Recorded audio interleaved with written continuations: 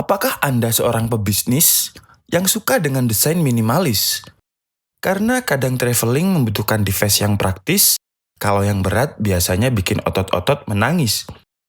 Jangan panik dan jangan berdesis. Video kali ini kita akan membahas habis sebuah device ekonomis, namun spesifikasinya cukup bengis.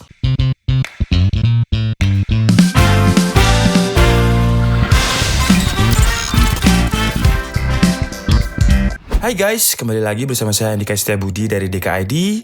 Maaf, uploadnya terlambat karena seharusnya hari Sabtu. Dan di hari Sabtu kita akan mengumumkan giveaway untuk Windows 10 Pro Original. Dan sekali lagi maaf karena ada beberapa halangan, saya biasanya upload hari ini. Jadi untuk giveaway Windows 10 Pro Original kita umumkan di video ini. Dan Sabtu depan kita akan umumkan melalui video ini. Jadi jangan sungkan buat komen ya, siapa tahu ini rezeki kalian. Dan di video kali ini kita akan membahas sebuah laptop Ultrabook saingan dari Asus S430 UN, dan laptop ini adalah XP Pavilion 14 BF195TX. Memang agak ribet seri XP ini pengucapannya ya. Udah lidah saya ini lidah Jawa, nama serinya belibet banget kayak lepet. Laptop XP ini bisa dibilang adalah saingan produk Asus yang baru launching kemarin, yaitu Asus S430 UN. Karena dari segi harga hampir sama, dan sama-sama memiliki desain yang ergonomik, serta spesifikasinya pun hampir sama. Jadi buat kalian yang bingung mau memilih laptop XP atau S430 UN, semoga video ini bisa menjadi referensi bagi kalian sebelum akhirnya memutuskan membeli agar tidak terzolimi. Tapi sebelum kita mulai videonya, jangan lupa support kita dengan cara like dan share video ini. Serta saya ucapkan terima kasih banyak bagi yang sudah support kita dengan cara subscribe channel DKID. Dan bagi yang belum, langsung saja buruan subscribe di channel ini. Karena subscribe-nya ini gratis, tidak bayar sama sekali. Dan jangan lupa klik gambar loncengnya, agar kalau ada video baru dari kita, kalian tidak ketinggalan. Serta dengan mensubscribe channel DKID, kalian bisa berkesempatan memenangkan giveaway mingguan yang berupa Windows 10 Pro Original. Dan juga giveaway peripheral random lainnya. So, tolong bantuannya ya guys, untuk membesarkan channel ini agar memberikan manfaat kepada banyak orang. Amin.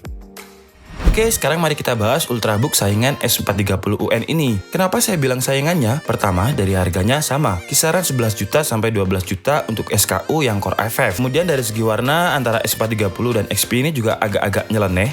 Dan dari segi desain, sama-sama mengusung desain yang ergonomik, dimana ketika kita membuka laptop ini, bagian pantatnya akan terangkat, sehingga sirkulasi udara untuk mendinginkan bagian motherboard akan lebih maksimal. Dan secara spesifikasi pun juga hampir sama, yaitu Intel Core i5 8250U, namun jika S430 UN menggunakan VGA card MX150, XP masih menggunakan 940MX. Kemudian dari segi RAM, XP memiliki RAM 8GB dengan storage-nya 128 SSD plus hard disk 1TB dengan kecepatan 5400 RPM. Dan dari segi layar pun sama-sama mengusung panel IPS Full HD dengan dimensi 14 inch. Dari segi desain, laptop XP Pavilion ini meskipun tidak unibody seperti MacBook, namun masih terlihat menyatu dan kesannya ini MacBook banget. Dengan warna rose gold di area belakangnya, mungkin kalau kalian lihat seperti ini terlihat silver, karena memang rose goldnya ini terlihat seperti transparan samar-samar. Jadi untuk membedakannya, kita bandingkan XP Ryzen 5 ini yang memiliki warna silver dengan XP Pavilion. Nah, kalau sekarang kalian akan melihat perbedaannya. Karena XP Pavilion rose goldnya ini kalau tertangkap kamera ini seperti silver, namun jika kalian melihatnya secara langsung akan terlihat sekali warna rose goldnya. Beratnya sekitar 1,5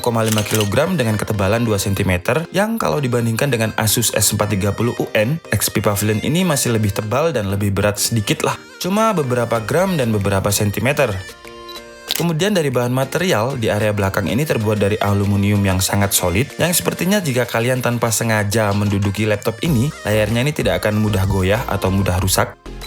Dan di area belakangnya ada tulisan Pavilion yang menambahkan kesan elegan, serta ada dua karet penyangga yang tujuannya ketika laptop ini dibuka, bagian pantatnya akan mengangkat keyboard, sehingga casing tidak akan baret karena dua karet penyangga ini. Well, saya suka sekali penampakannya ketika laptop ini terbuka, karena terlihat anti-mainstream dan futuristik sekali. Dan desain engsel inovatif ini akan memperdingin laptop karena sirkulasi udaranya akan lebih maksimal.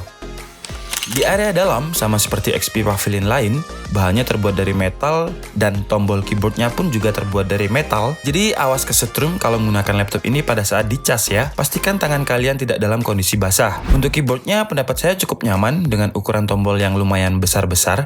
dan jarak antara tombol yang cukup jauh, jadi masih nyaman untuk user yang jarinya besar-besar, kecuali untuk bagian tombol panah atas dan bawah, karena jaraknya ini masih terlalu dekat. Untuk tombol powernya terletak di bagian kiri dan sudah memisah dengan keyboard, namun sayangnya tidak seperti Asus S430 UN, XP Pavilion ini tidak dilengkapi dengan fingerprint. Bagian touchpadnya desainnya persegi panjang yang menurut saya terlalu kecil touchpadnya ini, namun masih enak lah kalau digunakan untuk browsing-browsing saja. Kemudian di atas keyboardnya terdapat speaker yang sudah disertifikasi oleh Bang Olufsen yang kira-kira suaranya seperti ini.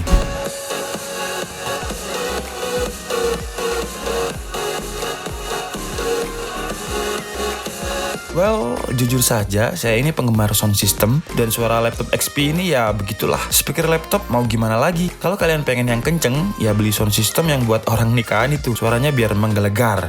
Hehe. Bercanda ya guys. Kemudian di atas speaker ini ada sistem fan dari XP ini, jadi pembuangannya tidak di samping atau di bawah. Memang kebanyakan laptop Ultrabook, sistem coolingnya ini ada di atas keyboard seperti ini, jadi agak susah bagi kalian kalau pengen menambahkan cooling eksternal. Di area bawah, materialnya plastik polikarbonat, dan secara desain sama saja seperti desain XP pada umumnya, dan jika kita buka, di dalamnya terdapat slot RAM 8GB yang bisa dilepas atau RAM-nya ini tidak disolder. Kemudian juga masih ada slot RAM yang kosong lagi, jadi laptop ini bisa di-upgrade sampai dengan 32GB dengan asumsi per kepingnya adalah 16GB. Kemudian juga terdapat SSD 128GB, harddisk 1TB, dan ada single fan yang cukup besar dengan 2 pipa heatsink untuk CPU dan GPU. Dan terdapat baterai yang space-nya cukup besar, dan baterainya ini menggunakan 3 sel Li-ion bateri dengan 3200 mAh yang diklaim XP mampu bertahan sampai 10 jam. Namun pemakaian real kita coba untuk playback film hanya kuat sekitar 7 jam saja. Dari segi konektivitas, di sebelah kirinya terdapat Kensington lock, 2 buah USB 3.1, jack audio, dan slot SD card. Kemudian di sebelah kanannya terdapat USB Type-C, HDMI, dan input LAN. Tidak ada USB 3.1 di sini. Jadi kalau kita menggunakan mouse akan agak ribet karena di sebelah kanannya tidak ada port USB. Jadi dari segi penataan kabel akan agak rumit, kayak hubungan sama mantan.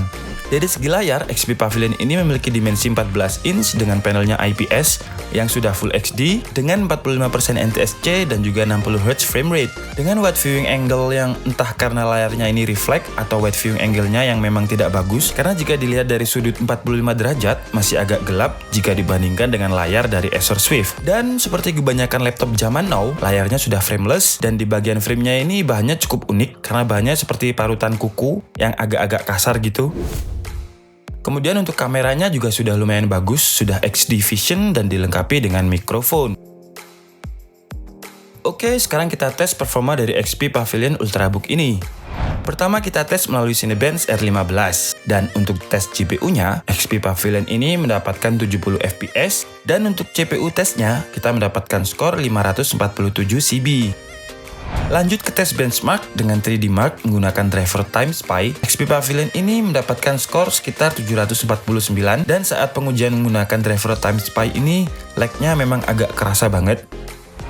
Dan di tes menggunakan driver Skydiver, skornya mendapatkan 7342. Oke, sekarang kita lanjut ke tes game ya. Pertama kita tes menggunakan game kompetitif yaitu CSGO. Di game ini tidak ada masalah, kita mendapatkan settingan autonya itu rata kanan atau height, dan in-game FPS-nya pun juga playable di kisaran 60-80 FPS. Dan dengan panel IPS Full HD-nya ini gambarnya terlihat lebih tajam dan lebih berwarna. Lanjut ke game terlaris abad ini, yaitu PUBG. Di game ini banyak sekali laptop-laptop gaming yang keok waktu menggunakan settingan ultra, entah di temperaturnya atau di FPS-nya. Jadi kalian jangan berekspektasi lebih, karena settingan autonya kita mendapatkan low dan very low, dan masih playable di kisaran 30-40 FPS. Tapi jika kalian lihat di pojok kiri kanan, untuk temperatur GPU-nya sudah sekitar 81 Celcius, dan di settingan medium juga masih playable di kisaran 30 FPS. Namun ketika kita set di Ultra, sudah terasa lag-nya dan FPS-nya pun hanya dapat antara 10-20 FPS. Tapi kalau suhunya masih stuck di kisaran 80 derajat Celcius. Oke guys, cukup sekian video kita kali ini, dan kesimpulan dari DKID adalah laptop ini bukan untuk gaming. Ya kalau harga 12 juta masih dapat Core i5 dengan 90MX, mungkin bagi para gamer harga ini terlalu mahal. Namun laptop ini segmennya untuk pebisnis yang nggak suka ribet. Karena kebanyakan laptop gaming itu kan berat dan daya tahan baterainya pun cuma 2-3 jam. Sedangkan Ultrabook ini bisa mencapai 9 jam. Jadi yang suka traveling atau rapat keluar kota, tidak perlu panik mencari colokan listrik karena baterainya tahan lama. Dan kalau kalian cari price to performance, menurut saya laptop ini masih kurang.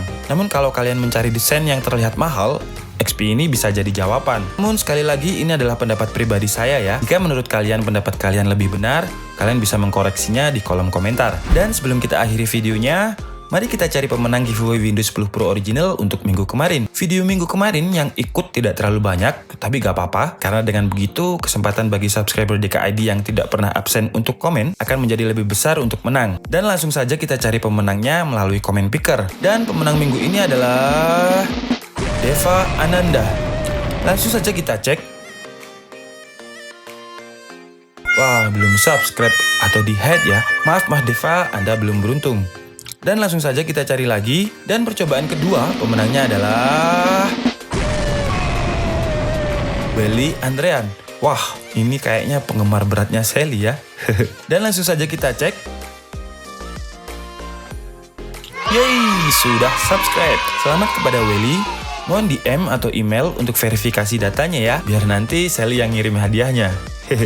Dan bagi yang belum beruntung minggu ini, saya mohon maaf dan agak sedikit sabar ya. Semoga kalian bisa menang di minggu depan. Makanya pastikan dulu kalian subscribe channel DKID, jadi kalian bisa berkesempatan memenangkan giveaway dari kita. Dan subscribe kalian ini adalah semangat kita untuk mengupload video baru setiap minggunya. Jadi tolong supportnya ya guys. Share sebanyak-banyaknya ke teman kalian tentang channel ini, supaya kita jadi semakin semangat membuat video. Oke guys, cukup sekian. Mohon maaf apabila ada kesalahan kata. Saya Andika Setiabudi and see you on the next video. Bye-bye.